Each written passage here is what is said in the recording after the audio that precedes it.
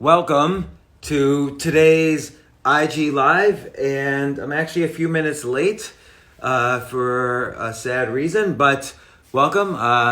Wakas, you're the first person. Matt, second person. AJ, Lynn, welcome to the latest IG Live. And once again, I feel like I'm starting to get a little tired of the coronavirus. Like, at this point, we already know everything. Here's what we know. We know it's going to end. We know that they're going to reopen the economy at some point, and there's going to be a battle about it. We know that the stimulus checks are coming, and we know that a lot of people are upset that we're reopening the economy. And so I'm going to wait a few seconds to talk about it, but I was late. I was a few minutes late for this IG Live because, and normally I don't like to be negative at all, but this is sort of important. I was late to this IG Live because someone just sent me a video, and I don't know if my friend got this video from a friend of hers or it was on TV or something, but it was a video taken of a woman standing on a bridge, and it's in New York City, and everyone's yelling at her to not jump. And then I didn't know if the video was going to capture this or not. I was hoping for a good ending. But then she falls off the bridge. I don't know if she falls or if she jumps, but she's screaming all the way down. And she killed herself right on this video. And I was watching that just 2 minutes ago, right before I started this IG Live. And, I think the worst... So the coronavirus, the pandemic, was a pandemic. It was a virus that had a deadly capacity to it. Mostly the elderly died, but it's still sad. But it turns out in the beginning there was all these projections. Like I saw one projection: 7 billion people on the planet are going to get infected, 140 million. It was such bullshit right from the beginning. And now of course we're seeing that the fatality rate is very, very small. In most states, it's pretty much zero. Again, New York and New Jersey together are more than the other 48 states combined. But, so I just watched this video that was taken today.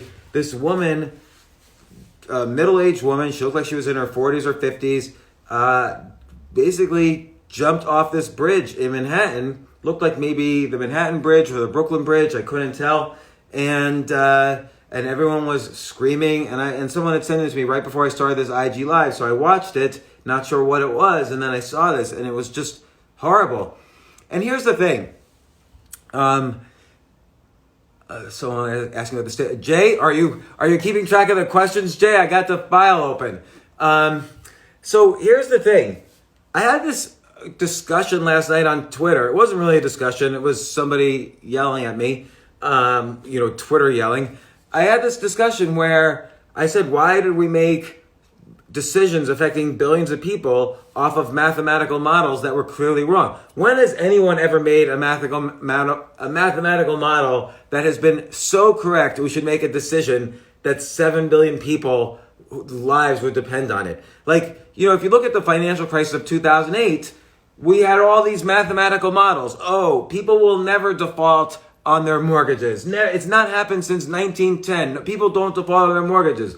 Well, guess what? The models were wrong. They didn't take into account the fact that there were subprime lenders or some subprime borrowers, and the models were wrong.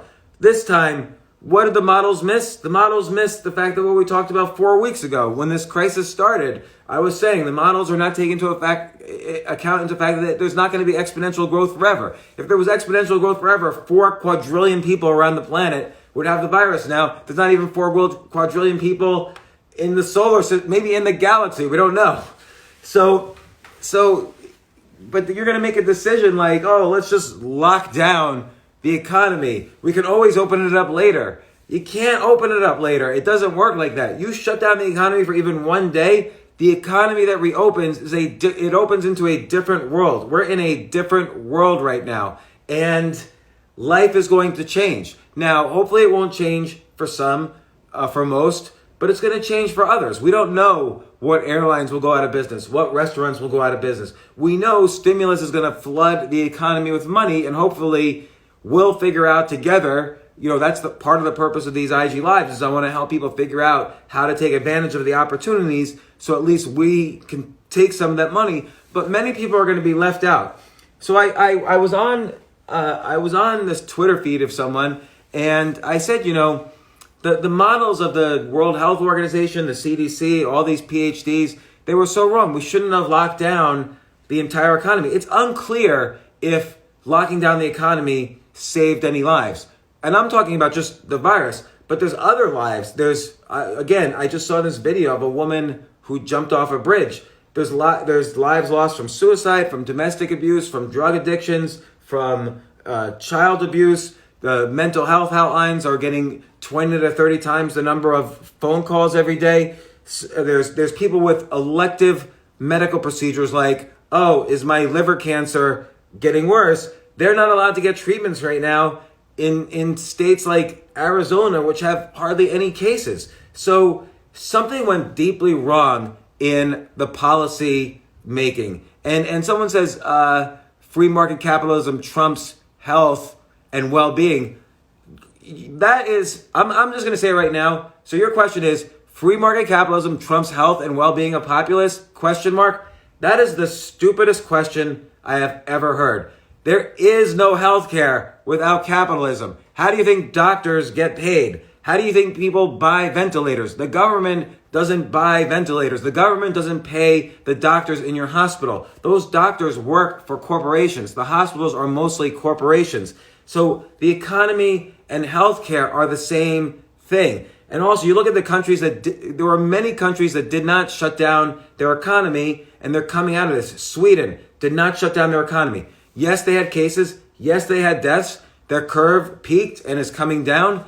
It's no different than the U.S. We do not know if shutting down the economy had any effect at all on life. So economy and society, the economy is not for Wall Street and healthcare is for everyone else. And society is for everyone else. The economy and the society are the same thing. Workers, construction workers, hospital workers, people making cars, people selling cars, people, paralegals, secretaries, though they're all part of the economy. 128 million people work, and the average amount of cash people have in their bank accounts is $400. Those people are affected, and lives are lost. Tens of millions of lives lost because of the Great Depression during the 1930s. You have to take into account that the economy and healthcare are the same thing. So, anybody who says, you prefer money over the healthcare of the people, that's not the question.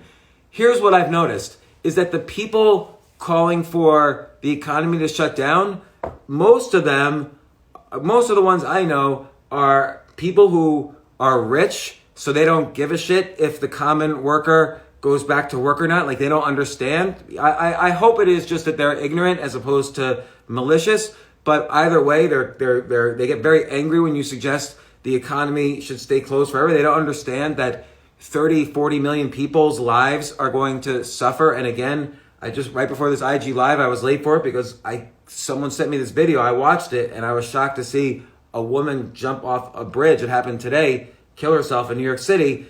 And that's just one video of who knows how many. But the economy is affecting people. You can't shut down one without also shutting down healthcare. How many lives have been lost because healthcare right now is not really open except for coronavirus? How many lives are being lost because kids are stuck with abusive parents? How many lives are being lost because of drug addictions that are going untreated? And again, the people who actually really get the angriest about whether or not, last night I was in a discussion, someone got angry at me because I said, we should reopen the economy. And this person was like, that's absurdly dangerous. And I'm like, this person's worth over $100 million. He works from home. He doesn't care. He stays at home. Almost everybody who gets angry about this sort of thing, they just work from home. Or they work in the media. By the way, you don't see any mass layoffs in the media because the media is busier than ever giving you their shitty headlines. They don't care. Lock everyone down. They get their paycheck. Everybody in the government gets their paycheck. Healthcare officials in the government are still getting their paychecks. But even doctors who are not working for the government, they're seeing their paychecks cut. Doctors are working overtime, but their pay is going down. So again, it's not because the government pays doctors, the economy pays doctors. Hospitals are going out of business because they don't have patients. Doctors are going out of business because they don't have patients, because you're not allowed to go for elective medical. And elective medical includes, is my cancer coming back? That's an elective visit. So you stay at home and you'll never know if your cancer's coming back. And people are getting so angry. Like, I was out on the street this morning and somebody from all the way down the street, I'm by myself, I'm 20 feet from anybody, someone is yelling at me, wear a mask. Why aren't you wearing a mask? Well, I don't have a mask. I should get one. But I was 20 feet away from anyone. I was just minding my own business and just taking a walk around the block before I start my day. And people are staring, they're yelling. Everyone's so angry right now. And yet the virus is probably gone in New York City. Like, there's already almost no hospitalizations per day, which means 10 days ago people stopped being infected. Which means right now, probably no one's being infected. And yet right now, 2 weeks ago, nobody was wearing a mask because the CDC said masks don't help. Now, if you don't wear a mask, but the police are kicking you off a bus. Women are yelling at me from across the street about wearing a mask. It's like we've turned into this 1984 Orwellian state. People are killing themselves. And then someone just on this Instagram Live said you would prefer the economy over the well-being of the populace. Are you insane? 128 million people work for a living. That's how they pay for food. That's how they pay for healthcare. That's how they pay for their children to have the things their children need. That's how they pay for the care of their parents, their elderly parents. You can't shut off the economy without also shutting off healthcare. And again, who disagrees with me? People working in the media. They get their paycheck. People who are rich, they don't give a shit. People who are working from home, they don't give a shit. So, again, people working in the government, they could care less. But the average worker wants to make money, wants to go back to work.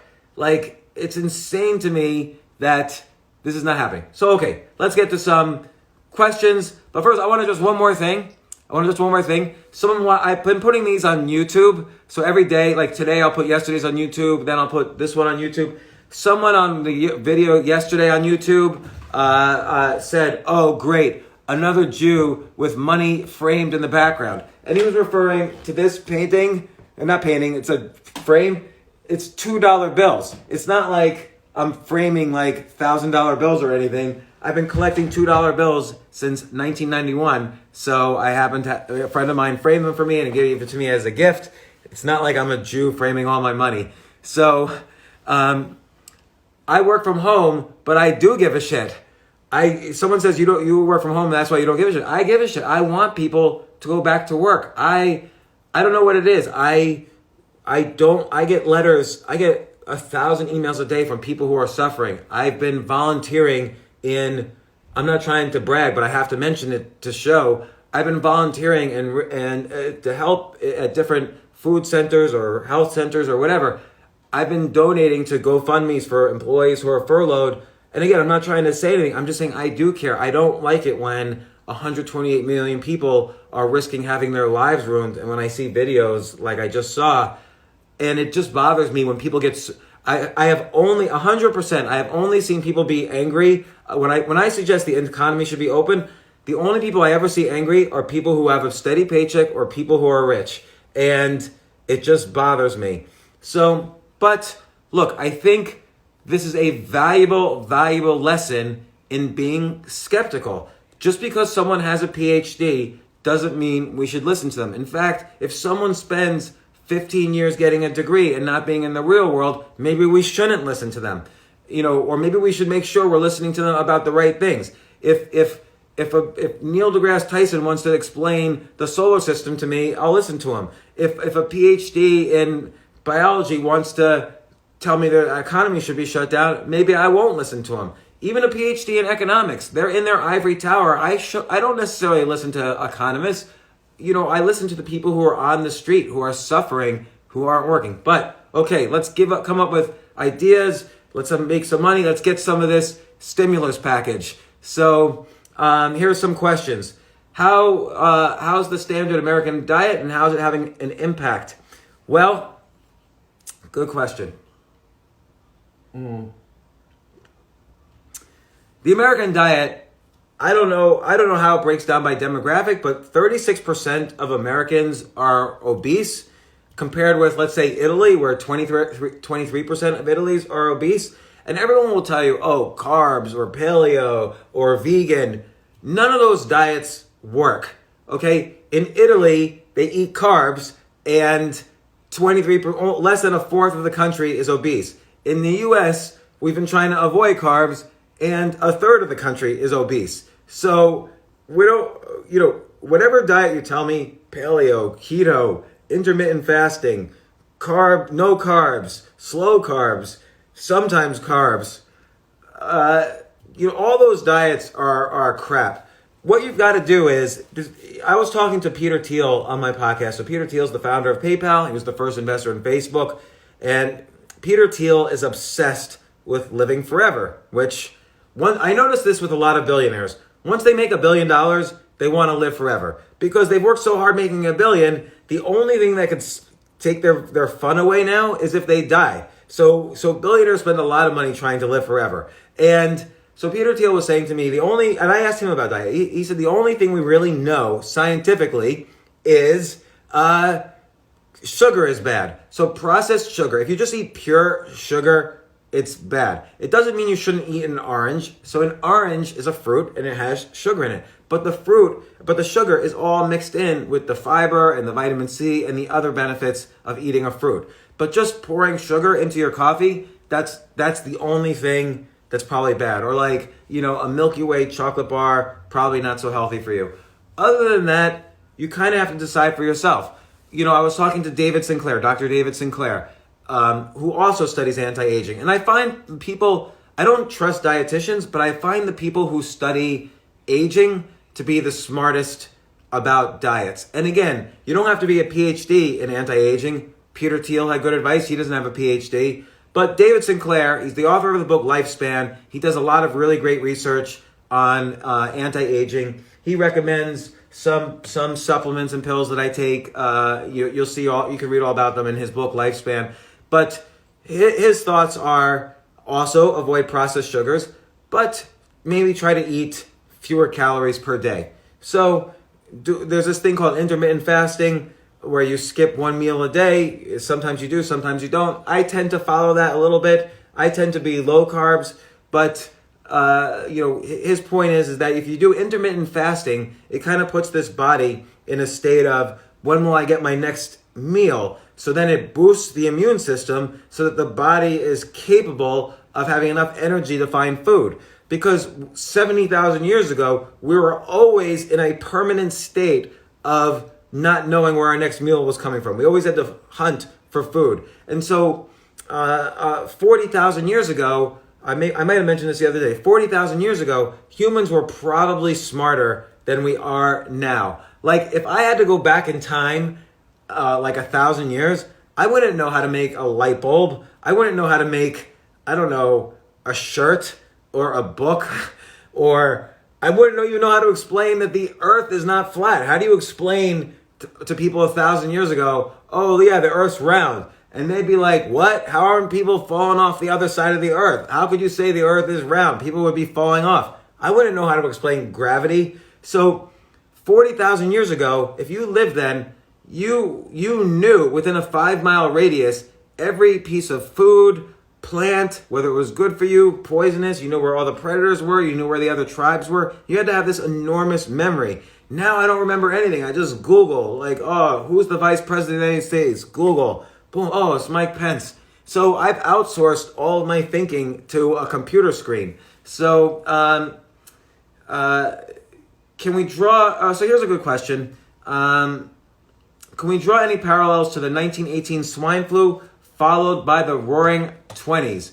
And the answer is no, because swine flu killed a lot of people, but we did not shut down the economy. So what happened was World War I ended, and everybody was happy. Swine flu was over. Everyone was happy. The economy never shut down. All these workers came back, so America became a lot more productive. We didn't have to waste all these resources fighting a war, and the economy boomed. By the way, it didn't have to stop in the 1930s. The 1930s, the Depression was created by poor economic policy. So here's what happened in 1929. Just very briefly, econ lesson number 1 in this talk. 1929, everybody usually thinks, oh, there was the stock market crash in 1929. That did not cause the Depression. 3 things caused the Depression. I'm just making this up on the fly, but 3 or 4 things.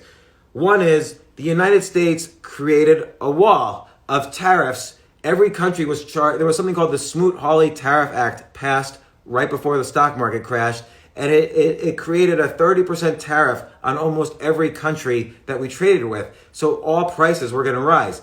That was part 1. Part 2, so many people were leveraged, had borrowed money, much more money than you're allowed to now, to buy stocks, that when the stock market crashed, a lot of people went bankrupt. That was part 2. Part 3, though, the government did several things to increase the length of the Great Depression. So the government raised interest rates, which always hurts the economy because then it's harder for people to borrow money and it's harder for people to spend money. Nobody can buy houses and so on. So and then the government closed down all the banks. So all these things together created a depression. The government's not doing those things now. So we're gonna have some hard times, but we're not gonna have the Great Depression. Nothing like the Great Depression. We're gonna have the opposite of the Great Depression, in which that we have an extra. There was no stimulus in 1929 or 1930. We're gonna have $6 trillion just firebombed onto the economy. So that is very much different than the Great Depression. Now, I am worried about possible inflation down the road. But as I've mentioned before, right now we're dealing with deflation. How many people, raise your hand in your rooms, raise your hand if you got an email in the past day from like 20 different companies saying, guess what, we're having a sale, we're giving this shirts away for free, or we're one-time only sale at the grocery store. You're getting those emails all day long because there's actual deflation happening right now, not inflation. Those aren't sales, those are the actual prices. So I answered that before, but I figured it was worth mentioning again. So now I'll go on to another question. How do we safely open the economy and still maintain social distance? Good question. I think we just you can't keep the economy. Every day you keep the economy closed is more of a risk that society is going to completely change. At some point, there will be a tipping point, and you cannot reopen the economy without massive consequences. So, you have to reopen the economy. I don't care how you do it. And social distancing, just be smart. Just don't go in large groups of people where people are coughing. Like, the government shouldn't have a say on how you move and how you should not move. Yes, the government could say, don't murder people. The government could say, don't rob people. The government shouldn't tell you, oh, you're not allowed to be 3 feet from anybody else and you have to wear a mask. Just use common sense. If you're going to walk around outside and not be around people, you could do whatever you want. If you go towards a restaurant and you see it's crowded and you're uncomfortable with that, don't go in the restaurant. People are smarter than you think.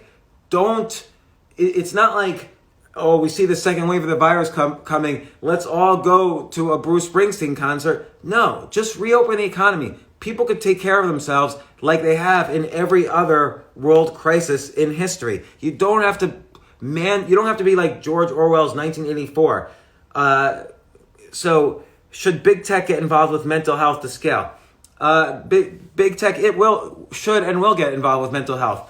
The problem is, I think big tech, those companies, Google, Facebook, Amazon, Apple, those companies are going to survive. I think they're going to get a lot more involved in people's lives than we think. Like already, Google and Apple are teaming up to create a website to track everybody's movements and have you been close to somebody who's been infected with the virus. You see it on this website. You'll get a message on your phone. I don't know. I think Google and Apple are going to stay very much involved in people's lives. Someone that makes the point people don't have common sense. That's true. People don't have common sense. But you know what? You do learn things over time. You learn if you put your hand on the stove not to touch the stove again. So right now we've learned a lot about how to avoid viruses. I think give people more credit. They do have enough common sense that if they're coughing, they should stay indoors. If someone else is coughing at work, that person should probably stay at home or at least get a coronavirus test or a flu test or whatever. You know, we used to get the flu all the time, and like I would get the flu and people would tell me, go home. You shouldn't be at work. And I would social distance myself just from common sense. So for some reason, instead of using common sense this time, because we were really scared, we shut down the whole economy instead. We told everybody you have to stay home and wear masks and stay under the covers. So this is an interesting one. Advice on getting a copywriting career started. So this is really important because you remember, I'm gonna use a bad example, an unfortunate example, but you remember my Bitcoin ads, my famous Bitcoin ads? I hated them. I hated every single one of them. Eccentric crypto genius reveals, one-time secret about Bitcoin. Now, I had a very strong opinion about Bitcoin, and I had a very common sense way of presenting it. But then the company that was selling my newsletter, they used what's called copywriting to sell ads. Copywriting is a particular way of writing that takes advantage of cognitive biases people have in order to sell products. And a copywriter will usually make 3% of the revenues of the product sold. So that Bitcoin newsletter, I don't know, it sold something like $60 million worth of newsletters. And so the copywriter, the copywriter made like $1.8 million. The person who wrote those ads, whoever it was, made like $1.8 million writing that copy. And so copywriting is a great skill to learn where you can work from home and you can make a lot of money. And there's every industry uses copywriting. If you want to advertise a local dentist office, they're going to use copywriting techniques. Now, I once begged someone, let me write my ads. I'm a good writer. I could write my ads. And they said, okay, go for it. So I wrote my own ad and it sold 10%. I was here. The copywritten ads that were disgusting were here. So if you have an important message you want to get out, you will use a copywriter. Even if you're a good, smart, intelligent writer, you will want to use a copywriter because they're just as schlocky as all the other copywriters out there. So they're going to sell more than you. Even if you're honest and sincere and are trying to do the right thing, the copywriters, if you really want to get the word out, you'll use copywriters. So let me search for it. It's worth it to study copywriting because let me see if I can find it. It's worth it because you can make a lot of money from working at home. And let's see. There's something called the 4 U's of copywriting, and I want to make sure I can find it and tell you. No, this article doesn't have it. The 4 U's, I got it. So, whenever you're trying to sell something and use copywriting, here are the basic tips. Make sure that that you say it's urgent. So there's 4 U's.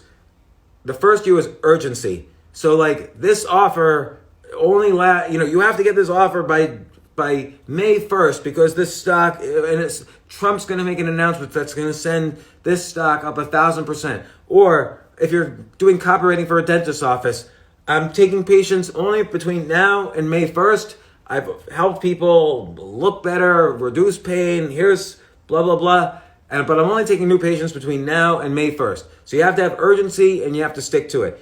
Then it has to be unique. So what's unique about who you are or what you're trying to sell? So for a dentist, it might be, I'm the only dentist in 50 miles. Or a dentist might say, I make your teeth whiter than anybody else. Or, hey, I prescribe Percocets more than anybody else does. I'm unique. So urgent, unique, it's got to be useful. So if you're selling a newsletter about stocks, you've got to say, this person has, had a great track record, better than everyone else, and he's got 5 stocks that are going to ride the coronavirus wave that are going to be worth more than any other stock out there. Nobody's looking at these 5 special backdoor stocks that are going to drive the next wave in the market after the economy reopens. So that's urgent, unique, useful, and then ultra specific. So you might say, if you're writing a newsletter about stocks and you're writing copywriting for it, you're trying to make an ad about stocks, ultra specific, there's one industry that's going to go up 12,433% right after this lockdown is over, because there's going to be 77 million people who are going to buy this for $5 each, blah, blah, blah. And it's ultra specific, so people feel that and it should all be truthful, but it's just this kind of very over-the-top way of putting it. It's not lies, but it's this very over-the-top way of putting it. And so again, urgent, unique, useful, ultra-specific. Those are the secrets, the 4 U's of good copywriting. I mentioned this for anybody who just tuned in. Copywriting makes people an enormous amount of money. They can work from home. You switch from field to field to field. You learn an enormous amount. You're doing stocks here. You're maybe selling a diet here. I had one friend. He moved, and he might even be on this IG Live. Hey, are you here? IG Live. You moved to Colombia, and you sold the Jesus diet. So he had somebody write really good copy for why you should eat like how Jesus eats. And the reality is, Jesus probably had a really healthy diet, because the Mediterranean diet is, Dan Buettner wrote about it in the book, The Blue Zones. So the book, The Blue Zones, is about all these areas around the world where people live to the age of 100 or more with high quality of life. And then he examines their diets. And so the Mediterranean, like Greece, part of the Mediterranean is a blue zone. There's a lot of people over the age of 100. And the Mediterranean diet is very, very healthy. It contains a lot of fish oils and, vitamin B and zinc and all these other things. And it's very healthy. By the way, it has carbs. Every country in the world has carbs. So Mediterranean diet has rice or couscous or whatever. And so he made this, my friend moved to Colombia, it was super cheap, moved to Medellin, got a 3-story penthouse apartment, wrote copy, urgent, unique, useful, ultra specific for the Jesus diet, and he sold $300,000 worth of the Jesus diet, and he's still living in Colombia. He's doing well. I don't know what he's working on now. If you're on here right now, you can tell us what you're working on, and Jay will keep track. But again, copywriting, and it's spelled COPYWRTING. It's not the same as getting a copyright, which is COPYRIGHT. But copywriting is a very useful skill. It's easy to learn online. The way I would learn copywriting, if I wouldn't take a course, the way I would learn it is read a couple articles, read articles that I've written about it, read about the 4 U's, read about writing great headlines, read about how to advertise copywritten products. And what you could do is you could create an online course or make an online newsletter, then do Facebook ads that link to a page that has your copywriting on it, and then sell your online newsletter. You could do this all for almost no cost. You could do it from your home. And I've seen people I have one friend, she's brilliant at this. She writes a newsletter, an online course. The course is how to get in the media. So all she's writing a course about is how to get written about by newspapers, or how to get to be invited to be on TV shows or podcasts. That's her entire course. She sells, and she opens up the course once a year. She writes all new copy for it each time by a copywriter, and she's good at writing copy. And she lives in Puerto Rico now, so she doesn't pay any taxes at all. And she sells $1 million worth of her course every year. Okay, and she just does that from her apartment. She's the biggest introvert I know. She never leaves her apartment. She doesn't really talk to people that much. And she makes this course and makes $1 million a year from it. She made the course. She wrote her copy. Again, she used copywriting techniques, study copywriting, and then sky's the limit what you could do. I do think this is the best way to make, I don't want to say easy money, because it's hard to come up with a good, unique, honest course. So which is why I'm always trying to brainstorm what courses should I teach. Because I know I can make a course. I'm not a copywriter, but I know other copywriters. A friend of mine just made a course about persuasion. It's very good. He's finding a copywriter for it. Another friend of mine made a course or a newsletter on how to buy good real estate. An amazing copywriter. He wrote great copy. He sold tens of millions of dollars of his course, and he's helped a lot of people. So copywriting and making online courses or newsletters, just don't be a scam. Just tell the truth and be good. There's a blog called Copy Blogger. Look up copyblogger.com and okay, so here's Camellia Yang. She's a copywriter and she survived during the lockdown. Camellia, Jay will keep track, but what do you write copy about? What was your most successful copy where you made the most amount of money? So let me see.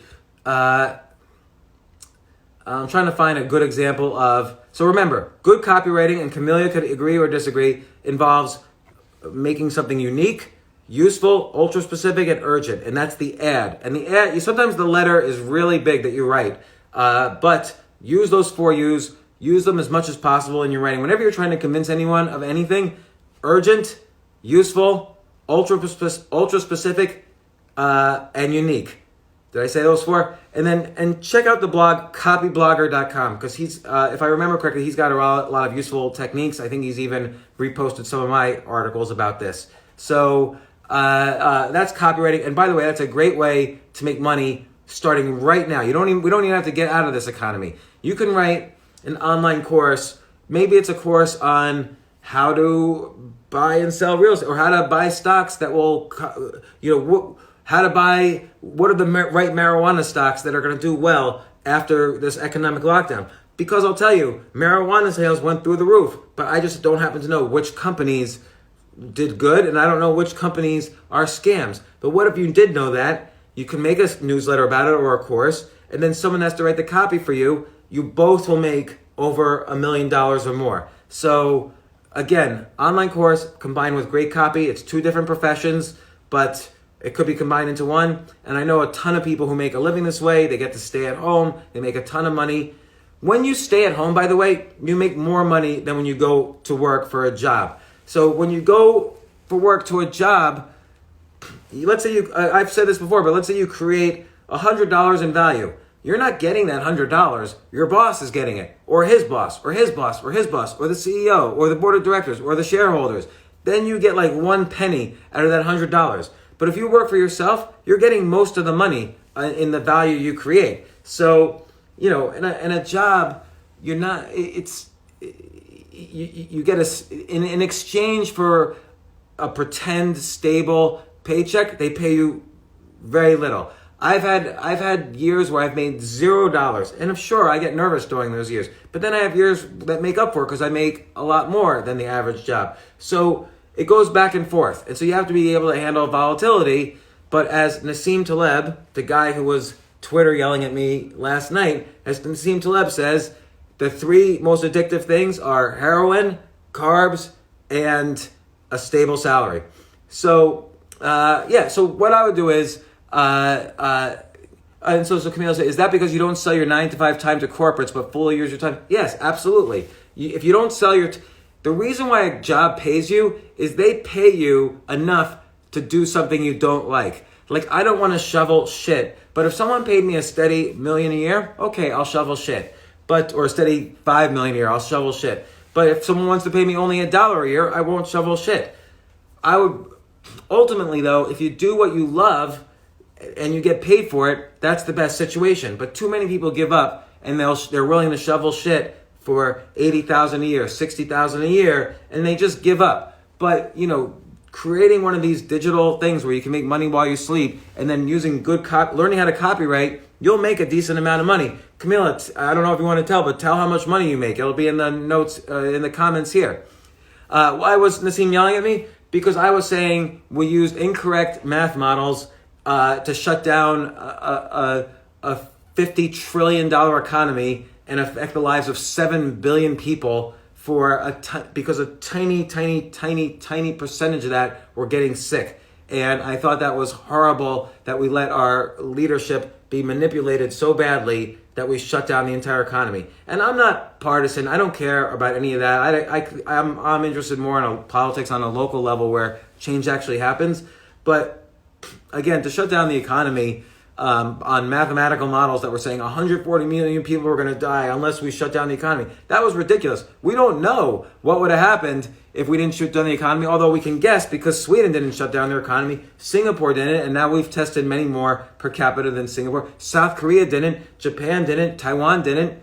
Taiwan has no cases at all right now. So, I don't know. We got all the Democrats and the Republicans competed with each other to shut down as fast as possible, to show like, oh, I'm the responsible guy. Those other guys weren't responsible. You have to understand, this economic shutdown was all political and all media. You've been programmed in your brain if you think this economic shutdown was necessary. The only people saying the economic shutdown was necessary were the media and were the politicians and were health officials who were worried about the funding of their organizations. Nobody else was saying it. Nobody else around the world wanted to shut down their economies. And as a result of us shutting down our economy, the U.S. is facing potential disaster. Now, I'm hoping the stimulus will boost the economy up.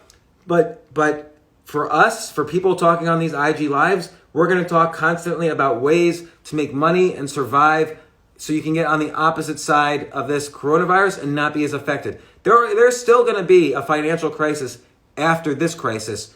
Commercial real estate's going to go into a crisis. Maybe in the insurance industry will.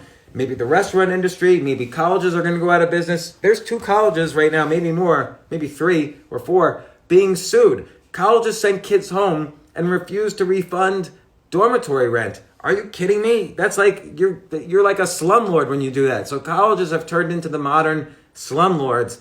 And again, if you're going to waste your time trying to convince kids they need 4 years to learn a skill like computer, you can learn computer science or political science in just 6 months of reading books and apprenticing and trying things out. You don't need 4 years to learn political science or biology or computer science. It's just why is Quinnipiac College, I don't even know where that college is. Why are they paying the president of Quinnipiac College $3.2 million salary and they're charging $68,000 a year for all-in tuition? It's a total scam. And then they're not refunding the tuition when they send all the kids home. Total scam. Teach a course and sell it for $110. I could create a course that will totally teach people about computer science. I could sell it for $4,000 instead of $300,000. I could use copywriting to sell it, to advertise it. So I'll spend, 3% of my sales for a copywriter, and boom, that's all you'll need to learn computer science. You don't need to get $250,000 in debt at MIT to learn computer science. By the way, those professors, they're out of date. They don't know the latest in cybersecurity or mobile app programming or all the things all the real skills you need to make a living in the real world. They know like academic AI and blah, blah, blah, like theoretical semantics of programming languages. None of that stuff's useful in the real world. It's just a waste of time, so you think you're getting your money's worth. So I'm going to go back to Jay's questions and see what we got here. Do I think the podcast world is saturated? Great question, Jay. And great question to whoever asked that. By all means, start a podcast. There's something like 2 million podcasts out there. There's 800,000 podcasts that are still active.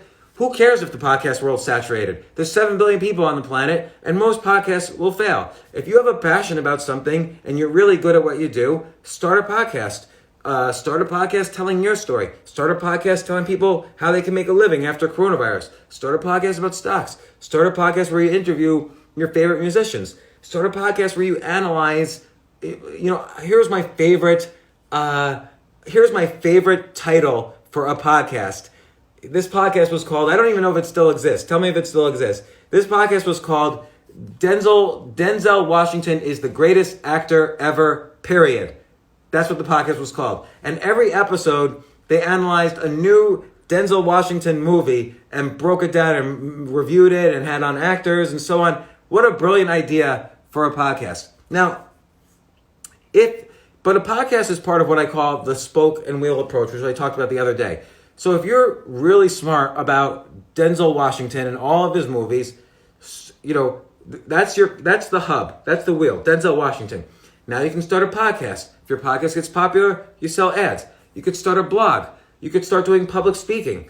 So I started public speaking in 2004. I became a spokesperson for Fidelity, the investment company. So Fidelity would fly me around the country and have me speak to their high net worth investors. And I would talk about trading and day trading and the economy, and I would make it funny, and people enjoyed it. So maybe 10 times a year, Fidelity flew me around. And they paid me, at that time, this is 2004, 2005, all the way through 2010 or 2011, they paid me $4,500 a talk. Now, the last time I gave a talk, I charged $35,000. So you grow through time as word of mouth gets out. I am not an active public speaker. I don't solicit doing public speaking. And sometimes I speak for free. I went to Google. I spoke for free. I did a TED Talk for free. I spoke at other companies for free. Most of the time I speak for free. But when a company pays me, my price is much higher now than it was. Last time someone paid me, Adobe paid me $35,000 to speak at Adobe. I'd probably even charge more now because it sucked, that talk. Or it sucked giving it. And I don't really like to travel that much. I'd much rather do stand-up comedy for free in Pebble Beach, California than speak at the Adobe Users Conference. But so again, public speaking, you can give a talk about movies or Denzel Washington. You can do a podcast. You can make a course. You could do a newsletter. You could do a blog. Everything is a source of income or a source of building your brand. You could do TikTok videos. You could do Twitter. Always by all means, build an email list, because then you could carry your audience around from platform to platform. So again, the spoke and wheel approach is a very powerful tool for making money. I also want to describe, and by the way, I've been finishing up a book today, but tomorrow I want to go straight into some business models that I think will work very well for the individual, not like expensive businesses you could start, but business models you could start for the individual to make money from home post-coronavirus. And I'm not trying to sell anything. I'm just going to give this for free. I don't give a shit if anybody buys anything. But I think it's very important now.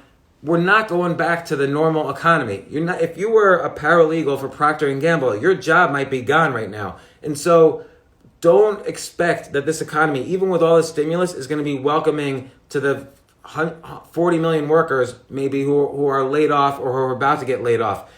And again, I will repeat, anyone can just suck shit if you think that the economy is the opposite of healthcare. It's not a choice between the economy and healthcare. They're the same thing. If you have a bad economy, you'll have more people sick, more people with disease, more people who need medical help. And if you have a bad economy, you won't be able to pay for doctors, medical equipment, hospitals, and so on. Every hospital in New York has the name Langone on it. Why? Because Ken Langone gave billions of dollars to the New York City hospital system. How did he make his money? He didn't get his money from the government. He made his money by providing a service that you all use, which is Home Depot, which hires 300,000 people. So that's how an economy works. That's how charity works. That's how doctors get paid. That's how healthcare buys equipment. So they're all the same. But I wanted to describe, yes, I'm sorry, I've cursed a bit. I guess, again, you might not have been here. Seconds before this IG Live started, someone sent me a video that was very disturbing to me of a woman standing on a bridge. I didn't know what was going to happen. People were yelling to get off the bridge. I thought she was going to get off the bridge. She ended up jumping off the bridge. Happened today. And it just reminded me how important it is for just not only mental health, but lives, that this economy, that we come back together as a society, that we don't be so partisan and so polarized and so angry at each other, where we're screaming at each other on Twitter or across the street if you're not wearing a mask, but you're not bothering anybody. Like, we don't live in I never thought we lived in such an angry society, in such a sad society, but this economic lockdown is causing a lot of pain. But I'm going to tell you my favorite technique when I am trying to persuade somebody of something. So let's say I am hired for a job. Let's say a boss hires me for a job. Let's say I'm 25 years old. I'm going to get hired by, I don't know, Procter & Gamble. And the boss says, well, what should we pay you? So here's my technique. I call it the advice technique. And this works 100% of the time. I have never done this and had it not work. And I've described this technique to others, and they all come back to me and said, man, I am so glad I used the advice technique. I'm so glad you told me that. It worked. So here's what the advice technique is. Someone asks me, well, James, 25-year-old James, we want to hire you. What do you think you should get paid? And I will always say, and I started saying this early on and it's worked, I will always say, listen, I love your company. That's why I applied here. I'm a really hard worker. That's why you want to hire me, I guess. I just know how to do what I do. Like let's say I'm getting hired to be a computer programmer. I keep my head down on computer programming. That's what I've mastered. That's what I'm good at. That's why you're hiring me. You're the person who's the expert at hiring people. You're the expert at figuring out salaries. I don't know what salaries people get. Like, I'm not an expert at that. It's like a grandmaster of chess playing an amateur of chess. I have no chance. So I respect you, which is why I want to work here. Can you give me advice? What salary should I ask for from you? You don't say, what salary should you give me? You just, help me out. What salary should I ask for? What advice would you give? If you were me, what would you ask for from you? And you would think they're going to say, oh my gosh, is this guy an idiot? Oh, I'm going to just tell him $10 a year because he's asking me for advice. No, nobody does that. People don't want to give bad advice. I'm just telling the guy, I trust you. You have higher status than me, and I respect your status. And I think you're smart enough and trustworthy enough that I'm asking you, and I think I like you enough that I'm going to ask you for advice. I'm giving you such responsibility and status and treating you with such respect that you're going to give me good advice. This has worked for me. When I sell a company, and I've sold companies over the years. When I sell a company, someone will say to me, we love your company, we want to buy it. What do you value your company at? And I'll say the same thing. Look, I've been head down for the past 3 years building this company from scratch. I've worked so hard. We're a great profitable company. And you know what? We're going to be so much more profitable next year because we have a great partner with you. But you're the expert at buying companies. I never bought a company before. You're the expert at valuing companies in your business. Let me ask you advice. If you were me, what would you ask for? What's the right number? I don't know.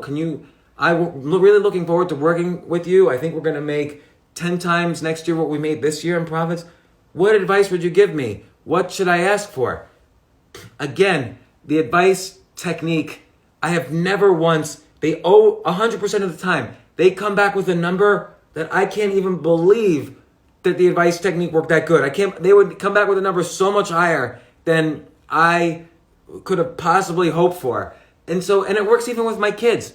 My kids will be crying or yelling or whatever. And so, when they were little, and I would say to them, Josie, Molly, let me ask you advice. You're crying. I can't tell you anything to stop crying. What advice would you give me, your dad, to help you to stop crying? And they'll tell me. Kids always feel powerless. They want status recognition from their parents. They will give you good advice. They might say, oh, I don't want to talk about it. Then that's fine too. Then I could say, well, how about you just go in your room or sit here and wait, and then I really want this advice from you. When you could give me good advice, I'll listen to your advice. So they want their parents to listen to them. That's why they're crying. And so if they say, oh, well, I want this toy. Okay, that's great advice, Josie. We're not near that toy right now, or it's not appropriate for you to get that toy or watch that show right now. But is there some other advice you could give me? There's many possibilities in this planet. What other advice could you? And eventually you'll come to an agreement with your kid. So again, the advice technique really works for persuasion, and it will surprise you. Go to your boss, and you could even say, you could just go into your boss's office and you could say, listen, I've been working really hard. There's this, and this to prove it. Everybody likes working with me. I have this idea. If you were going to give me advice, how I can get a promotion and work on this idea and help the company out. I have all these ideas for the company. If you were to give me advice on how to present these ideas so that I can have a promotion and make a little bit more money, what would be the advice that you would give me? You can use this any day, this advice technique. You don't have to wait for the moment where you're signing a company or wait for the moment you're getting a promotion. You could use it today to get a promotion, as long as you have something of value that you're kind of asking for advice about.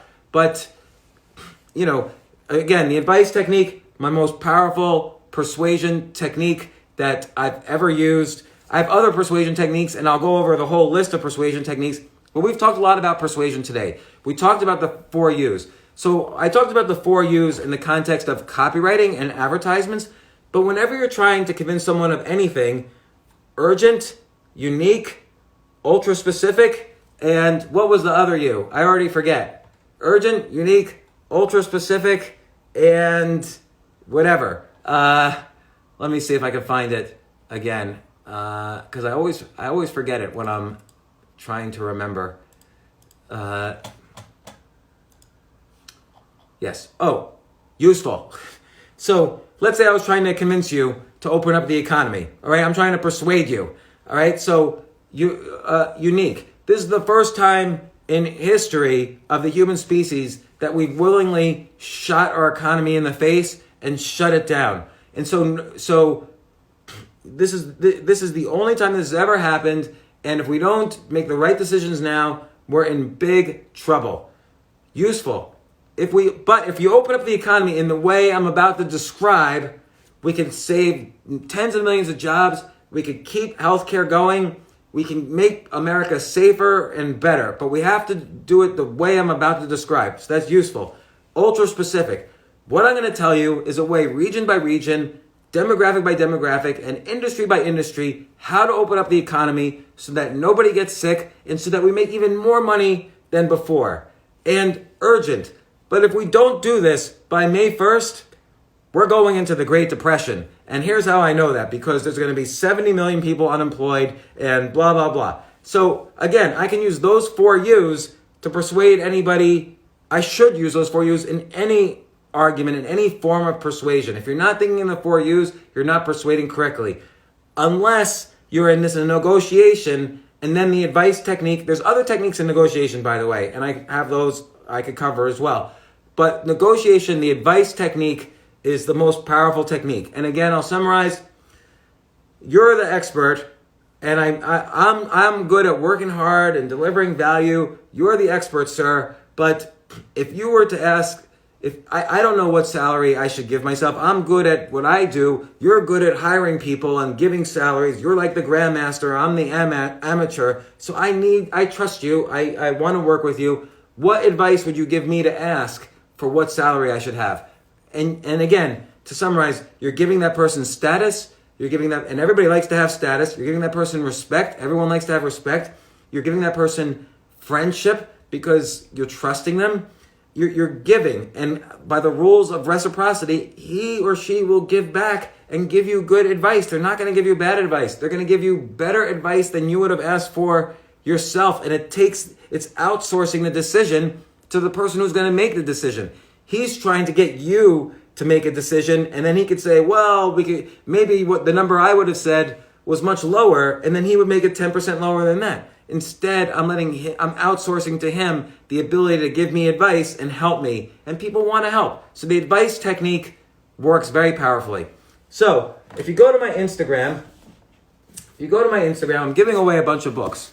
I'm giving away Fooled by Randomness by Nassim Taleb, The Black Swan, which is a great book by Nassim Taleb, and one of my all-time favorite books, Anti-Fragile by Nassim Taleb. And what Anti-Fragile is about is that a system is either, if it gets hurt, it either breaks because it's fragile, or it's resilient, it survives, or it's anti-fragile, it actually gets better. So you want to get to a point in life where you're anti-fragile. So if you go bankrupt, or if you get sick, or if you lose your business, you come back stronger than ever. So that's anti-fragility. And I'm also giving away skin in the game, which is that if you have skin in the game, which many politicians, academics, healthcare officials, so on, don't have skin in the game. If you have skin in the game, you'll make better decisions. Go to my Instagram. My second or third to last post is the giveaway. I'm giving away to 5 people. Just the rules are just tell me your 3 favorite books. You got to follow me, whatever. But no other strings attached. And I love these books. Even though Nassim Taleb's angry at me, I love these books. I don't care. And I'm also giving away Choose Yourself, one of my books. And today, wish me luck. I am actually finishing my next big book. It's going to be my biggest book ever. I'm finishing it today, and wish me luck, because I think I'm going to be working on it all day and night. I hope I am. It's due in 2 hours. So wish me luck, but I didn't want to not do this Instagram Live. I will see you tomorrow, Thursday, 2 p.m. in Eastern Standard Time, Instagram Live. Good luck, and I'm going to share this on my IG stories live, and then I'll share this on YouTube. Thanks a lot.